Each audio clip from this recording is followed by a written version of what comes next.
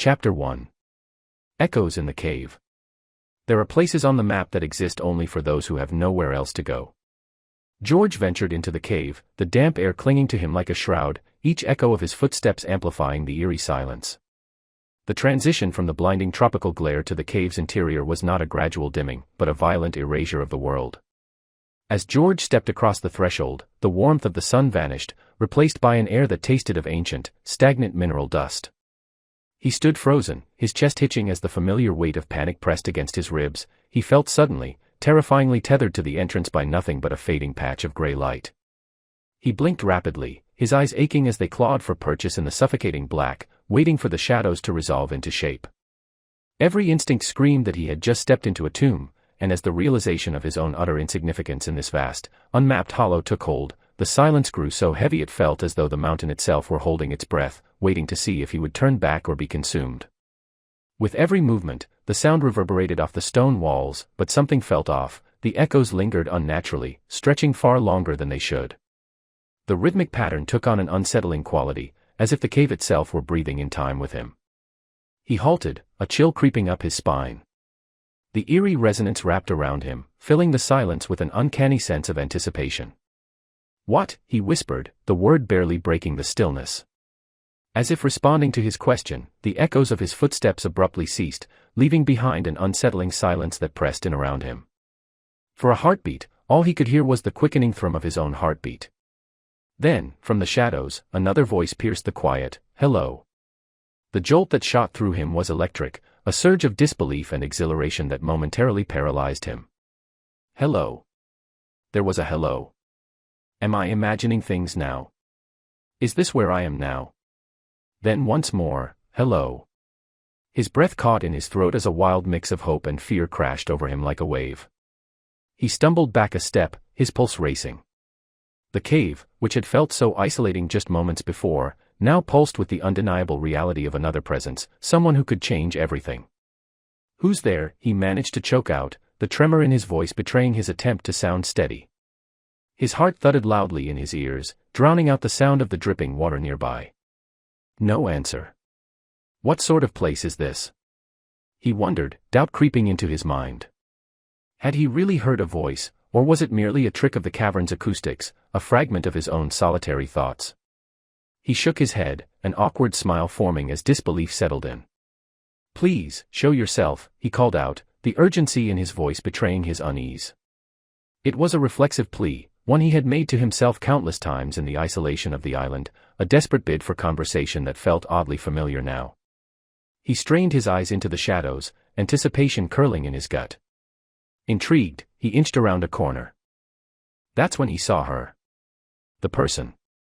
A woman. Definitely a woman. About his age, maybe a little older, or younger, it was hard to tell. He just stared, trying to make sense of the impossible. She stood there, her expression mirroring his shock. The dim light filtering in from behind her illuminated the outline of her figure, casting a soft glow that contrasted with the cave's shadows. He knew it was real. He couldn't possibly imagine her, the way her brown hair hung in tousled waves, catching the faint light and framing a face that was both striking and weary.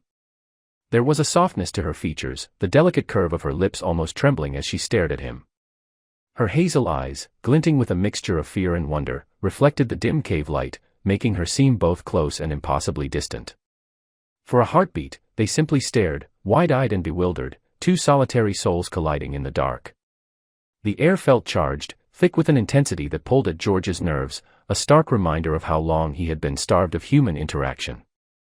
He felt a rush of longing, an instinctive need to connect, to bridge the chasm of solitude that had enveloped him for months. "What? Who?" he stammered, his mind racing. "Am I hallucinating?" Her gaze flickered over him, uncertain, searching, maybe even a little hopeful. Then, with quiet resolve, she stepped toward him, limping as she favored one leg. He felt a jolt of something, surprise, maybe admiration. She didn't have to move. She could have waited. In her condition, it looked like an act of quiet courage. A faint grimace crossed her face, even that one step had clearly come at a cost. Are you a survivor of the plane crash?" She tilted her head, her voice tentative but steady. The sound of her voice struck him like a wave crashing against the shore. It was soft yet resolute, a melody he hadn't realized he craved until that moment. He felt his heart quicken, each beat echoing her words. A human voice, he thought, almost in disbelief. It wrapped around him, warm and familiar, cutting through the isolation that had settled in his bones like a cold fog. Yes, he replied, the word barely escaping him. As they drew closer, the distance between them charged with unspoken tension, he found himself grappling with an unexpected rush of emotions. He wanted to break through the silence that had enveloped him for months, to reassure her that they were no longer alone, yet uncertainty clouded his thoughts. What if she's been isolated for too long? Was she a survivor like him? Or had she been here longer? The thought twisted in his chest, and before he could stop himself, the question slipped out. He parted his lips, the words hovering just behind them. Did you come from the plane? She said it softly, almost in a whisper, but her gaze met his, her eyes searching his for the same understanding. In that moment, something passed between them, a shared history that neither of them needed to explain. The crash. The fight for survival. The isolation. The loneliness. She broke the silence first. Are there others? His throat tightened, and he shook his head. Only me. The words lingered in the air for a moment before he quickly tried to fill the silence. I have a hut, he said, immediately regretting how it sounded. Heat crept up his neck. Seriously? That's your opening line? If they'd met under normal circumstances, he never would have said something like that. Can you imagine? Just meeting a woman and blurting out, hey, wanna come back to my place? Right after hello. He almost laughed at the absurdity, but the nerves won out. I have a place, she said, glancing around the cave. But it's on the other side of the island. Too far to reach before sunset. I think I'll wait it out here. George's heart sank. But you can't stay here. It's too exposed. What if something comes? We could go to my hut. It's safe, near the beach. The words felt too intimate, too forward for someone he'd just met. It sounded like an invitation he had no right to make. But he couldn't ignore the thought of leaving her here, injured, alone, and vulnerable. As awkward as it felt, the alternative felt worse. She hesitated, her brow knitting slightly. I appreciate the offer, really. But I don't know you. Not yet. I need to be careful. I'm not hiding anything, he protested, desperation creeping into his voice. But, George fumbled for words so little practiced nearly a half year, you're hurt. You need to rest. He stepped back slightly, trying to show he meant no threat. Her eyes darted to the ground, and he noticed the slight tightening of her features with every small shift of her weight, as though each movement required more effort than she was letting on. I'll manage, she said, though the determination in her voice faltered. George stood in the heavy dark, his chest aching with a raw, buried hunger for the mere sound of another heartbeat. He knew with a sickening clarity that he could not bear to lose her to the island's prowling terrors, yet he felt a jagged shame for how much he wanted to stay.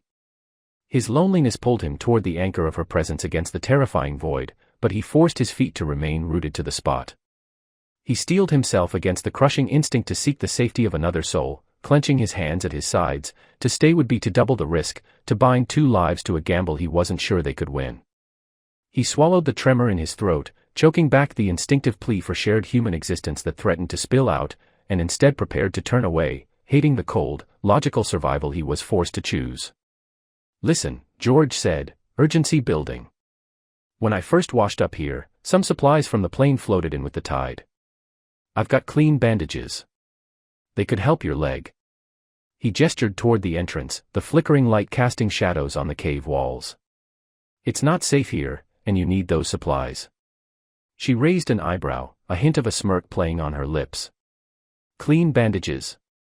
They can't be that pristine after washing up on the shore. George shot her a quick grin, his confidence bolstered. Cleaner than whatever you've got wrapped around your leg. Her smile lingered, and he could see the tension easing just a bit. Touché, she admitted. But still, I don't want to be a burden. You won't be, he replied, his voice steady. Just let me help. If we don't take care of that wound, it could get worse.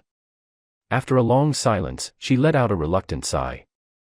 Something in her posture shifted, subtle, but enough for him to sense that a part of her resistance was starting to ease. Fine. But I'm keeping my eyes on you. George nodded, relief flooding through him. Of course. Just follow me when you're ready. As they stepped out of the cave, and by every glance over his shoulder, George's weight of solitude eased slightly. The idea of not being alone began to take shape, faint but real, like a thread of light winding through the gloom. George kept a respectful distance, looking back now and then to see her limping along. The tension between them lingered, unspoken but present, a quiet reminder of the walls that hadn't yet come down. In the fading light, she looked more real, more human somehow. George studied her in the dim light, his gaze lingering on the coarse, ruined state of her clothing and the deep smudges of island grit across her skin. Yet, as he looked, the grime seemed to fall away, leaving only the striking, undeniable beauty of her features, a sight that made his breath catch in his chest. A sudden, quiet warmth flooded through him, a feeling so profoundly relieved and strangely triumphant that he had to look down at his hands to hide the involuntary, hopeful smile pulling at his lips. It felt like finding the one thing he hadn't known he was starving for, a flicker of genuine light in the long, gray stretch of his solitude. She still kept her distance, but little by little, she drifted closer. Behind them, the cave slipped into shadow, replaced by the warm hues of sunset filtering through the trees. They walked in silence, the forest around them alive with the soft rustle of leaves and the distant call of birds settling in for the night. Each step forward felt like a quiet act of trust, small but significant. Soon, through the thinning trees, his hut came into view, a modest structure nestled beneath the palm fronds. It wasn't much, just walls that offered a semblance of shelter and a roof that kept the rain at bay. But to him, it had become something close to home. "Here we are," George said, trying to keep his voice steady as he stepped inside, gesturing for her to follow. "Make yourself at home." Inside, a makeshift bed lay against one wall, crafted from gathered palm fronds. A shelf, fashioned from Matazarno wood, held a few meager possessions, and a piece of metal served as a makeshift mirror, reflecting the flickering light. He rummaged through his sparse supplies and retrieved the bandages he had salvaged from the plane. "I can help you with that wound," he offered, stepping closer. But as he approached, she stepped back, a guarded look in her eyes. "I can manage," she said, her tone firm. "But I need some salt water to clean it first." She reached out for the bandage he held. He handed it to her without hesitation. "This will do," she said, accepting it with a nod. "But I'd prefer to head back to the cave after this." George's heart sank at the thought. He had hoped, maybe foolishly, that this moment marked the beginning of something shifting between them. That the loneliness, for both of them, might finally ease. But her words drew a quiet line, a reminder that whatever comfort he felt in her presence wasn't something she was ready to share. "Wait, why not stay here a little longer? It's safer, and the cave isn't exactly cozy," he said, hoping to stall her. He offered a half-hearted smile, but his own nerves tightened. He watched her eyes dart toward the threshold, her body language vibrating with a restless, frantic need to return to the dark, jagged shadows where she had been hiding. She didn't trust the comfort he was offering, and he could see the calculation behind her gaze. She was still weighing whether his hut was truly a refuge or just another form of captivity. The tension hung between them, heavy and suffocating, as he realized that the same instinctual caution that had kept her alive for months was the very thing keeping him at arm's length. She shifted her weight, wincing slightly, and kept her eyes fixed on the ground rather than his face. "I'm not used to being around another person," she murmured, her voice barely steady. "I'm grateful for the help, I am, but I don't think I can stay here. I just need to get back to what I know. Can I at least offer you something to eat?" "Maybe some soup," he asked, glancing around the sparse interior, suddenly aware of how little he had to offer. A flush of embarrassment crept up his neck. She hesitated, her brow furrowing slightly. "Soup." She hesitated, then shook her head slightly. "I shouldn't trouble you with that. I can manage. I think." The last part came out softer, as if she wasn't quite sure herself. George felt a twinge of disappointment but pressed on. "Well, I could, make something," he stammered. She studied him with a mix of curiosity and skepticism. He could almost see her weighing the risk, and for an instant, the image formed in his mind, her sitting at his table, laughter softening the silence between them, the awkwardness melting away. The thought sent a quiet warmth through him. But doubt wasn't far behind. What if he couldn't make it work? What if the food, or the moment, fell flat?